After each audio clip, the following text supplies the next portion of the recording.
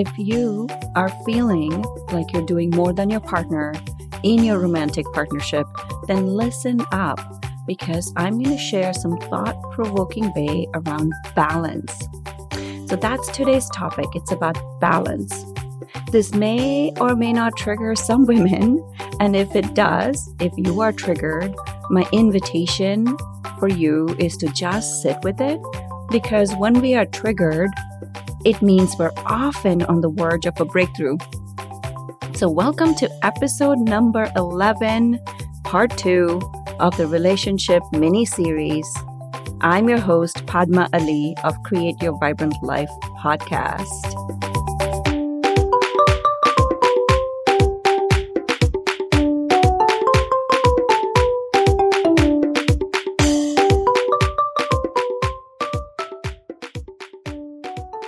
So what made me create this episode on balance was because I did a survey in a Facebook group that I belong. I'm creating a relationship bootcamp, a free relationship bootcamp, and I wanted some of the topics of the common struggles that a lot of people have in their relationships right now. And what I noticed was this lack of balance is what was one of the common struggles. They often felt that they were doing more than their partners.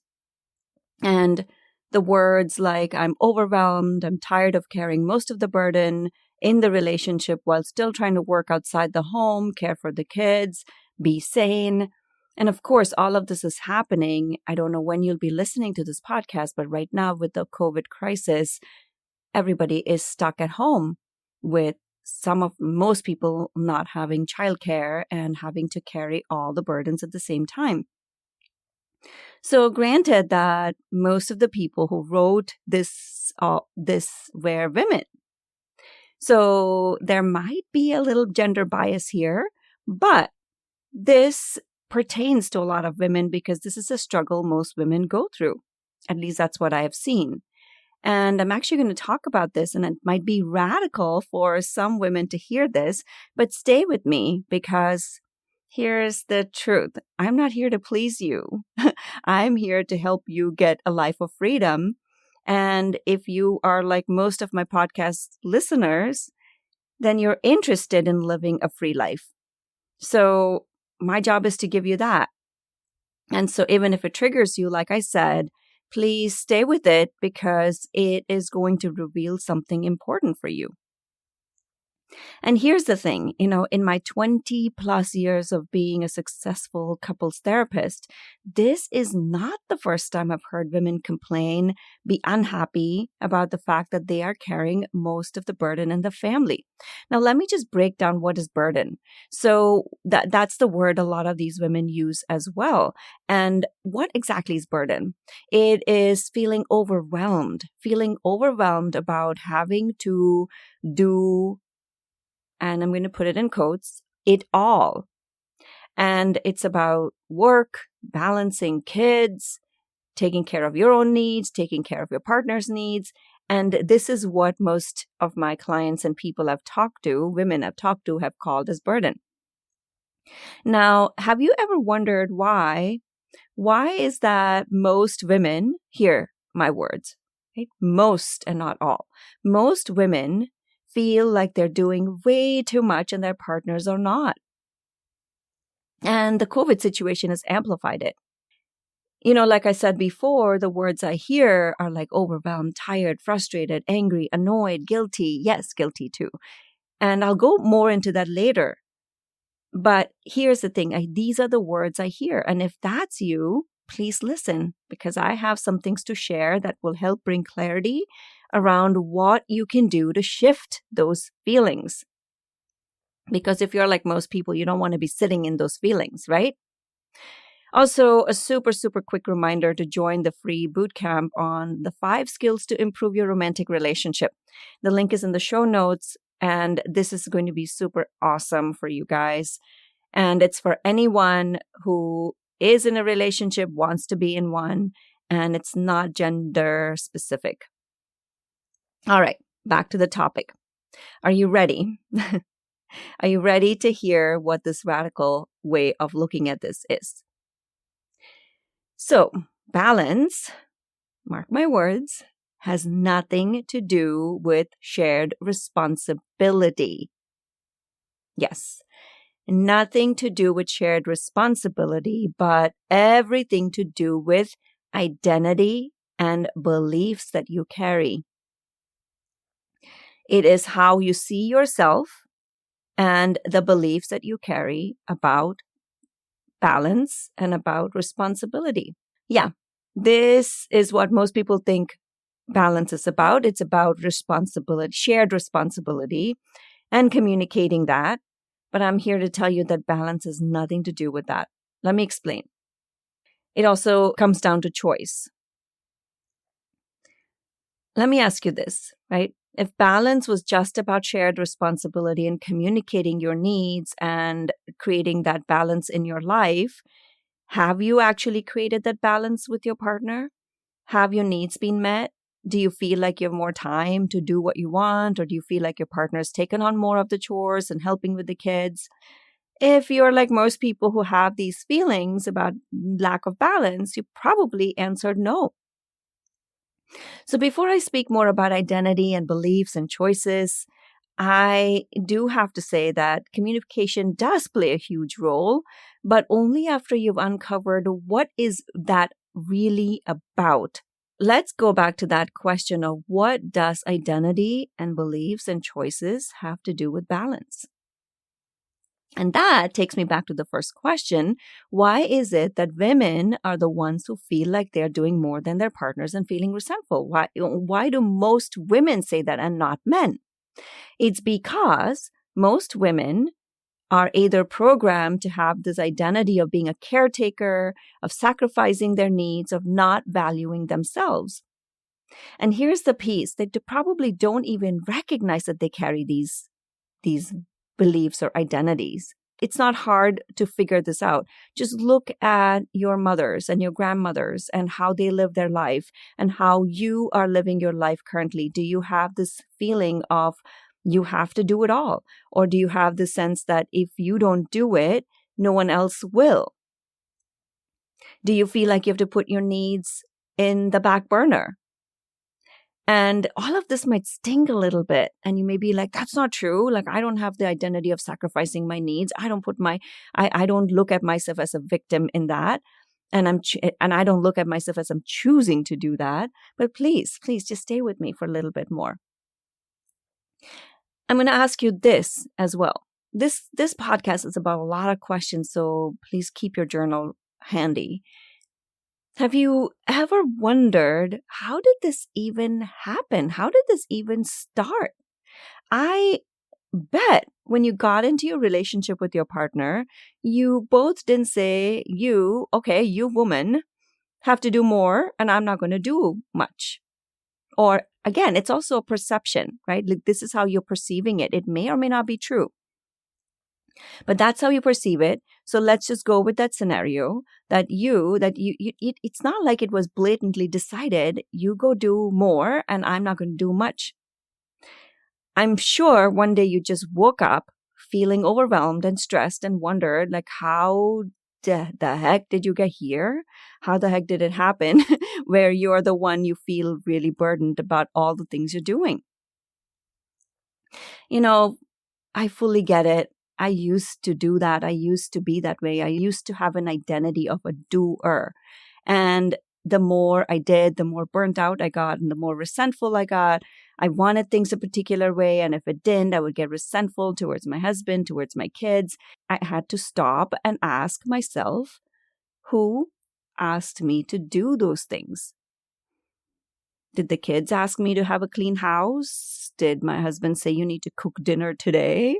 No, it was something I did by myself. And that's where choice comes in. Whenever we feel burdened or feel overwhelmed, it is because we don't feel like we have a choice. But we do. We have choices every second of the day. And I had to ask myself, who asked me to put my needs on the back burner and then feel resentful? Who asked me to do that? Now, here's the piece that can really, really sting or trigger. When I see people do that, it's because they have low self-worth or they don't value themselves. And I have to admit, I used to do that. I didn't value my own self. I didn't value myself to put my needs first. You see, I'd self-appointed myself as the person who did everything, right? Subscribing to the belief that if I didn't do it, no one else would. And I see this with so many of my women clients. They have this tendency to overgive and then feel burnt out and stressed out. So some of you may say, I don't have a choice. If I don't do it, no one else will. And I have to challenge you on that, because is that really the fact that you don't have a choice?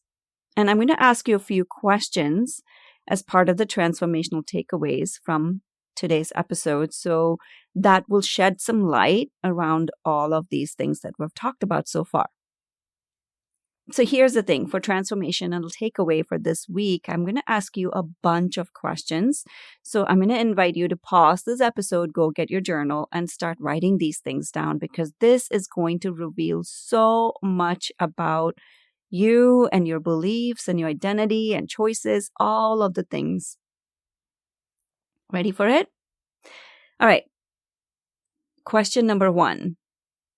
How do you feel about yourself? How do you feel about yourself? You see, identity is related to beliefs about yourself. If you have a belief that it's your job to run the house, otherwise nothing will get done, then you may have the identity of a perfectionist or a martyr or a doer. And none of those things have any meaning other than the meaning you give it. And the reason I even ask you this question, it's not about creating a different identity. It is about creating a different identity, but it is about just recognizing where you are at and whether you like it or not. Maybe you like being a doer, and that's fine. But if you don't like it and it's creating resentment, then it's time to look at it. All right, second question. What do you hope by overgiving? What do you hope by overgiving? The reason I'm asking that question is because lack of balance comes from overgiving, isn't it? When your cup is empty, how can you give anything more? And that's when you feel angry, resentful, overwhelmed. All of those things come because you are not practicing self-care, and self-care can only happen if you're not overgiving. All right, ready for the third question? Have you asked for your needs? Have you communicated clearly what you need? Now listen to this question really carefully, okay? Have you communicated your needs? Most women will express their dissatisfaction through anger after the fact. They will get upset about it. They might shut down. They will do, and then get resentful. But they've never shared the basic fact of asking for their needs ahead of time when they're not triggered. But here's the sad truth. Most people don't even know what they want, don't even know what they need, right? So that's the other question about this whole piece, which is, what do you need? You see, beliefs are one of the core pillars with what I work with my clients. When you don't know how you see yourself and what beliefs you're carrying, consciously or unconsciously, it will not allow you to create the life you want. And when you identify a belief, then you have an option of changing that. Beliefs are nothing but stories you have told yourself, and everything is a story. And that's for another episode, but everything is a story. If you have told yourself, I'm the only one doing everything, that's a story. It may or may not be true. Ask your partner. Your partner will be like, no, that's not true. I do a lot too, right? So it's just a story you've told yourself. All right. The third question is that the third question? No, that is the fourth question. Anyways, doesn't matter. Sorry. See, I told you. I can't keep track. Where in your life are you not valuing yourself and why? Where in your life are you not valuing yourself and why? Once you've answered these questions, then write down where in your life do you need extra help? Where could you use some support? Who else can meet those needs? Can you ask for it? You see, I've often seen women say no to extra support or help, even when they can afford it or they have the ability to do that, or they have the opportunity to do that. It's like there's an attachment that I'm the only person who can do it. It's because it maybe makes them feel more valued or feel better about themselves. I don't know. But you have to ask yourself, right? If it's making you resentful, why are you not allowing yourself to get that extra support and help? And again, some of you might say, you don't know my financial situation, or you don't know the fact that I don't have this option. Or you might say, like, I know that even if I ask my partner, he or she might not do those things, right? What you're really saying is that you are attached to your beliefs that no one can meet your needs and that you have to live a life of suffering. I hope you let that sink in, because that is what you're really saying. You're not saying, I am ready to make whatever I need to do or be in order to create the life I want. What you're saying is you have more of an attachment to the fact that no one can meet your needs and you just have to live a life of suffering. And yes, 100% agree. I don't know your situation, but I do know your pattern, because I've seen that with countless people that I worked with, especially women. And that is the attachment to the belief. And if that's the case, let me ask you one more question, which I asked before as well. What do you gain by holding on to that belief that you can't get any help whatsoever? So there was a lot of questions I threw at you, but I know that they're all related. So stay with it. Take some time. Share with me via your social media channels, like, what was your takeaway? Write a review and subscribe to this podcast. Share this with your friends, because I really think relationships are in the forefront of a lot of people's issues right now with the COVID stuff happening. So this can help someone. And I know that I said a lot of thought-provoking things today. And if it triggered you, please, again, share with me if you're triggered. I would like to know, like, what triggered you and what I can do to support you. And also, don't forget to join the waitlist for the free relationship bootcamp I'm going to be doing. It's in the show notes. Starts June 15th. It's going to blow your socks off. All right, my friends, I hope you make it a fabulous day. Have fun. Enjoy if you are in the Western Hemisphere, enjoy the summer. And wherever you're listening from, take good care of yourself. I'll talk to you soon. Thank you so much for tuning in and listening to this podcast. Make sure to tag me on Instagram at Padma Ali to share your takeaways from this episode. And lastly, share with your friends and family so they can also benefit from listening to this podcast. For more tips, go on to our website, padmaali.com, and connect with me at the next episode. Take care. Bye.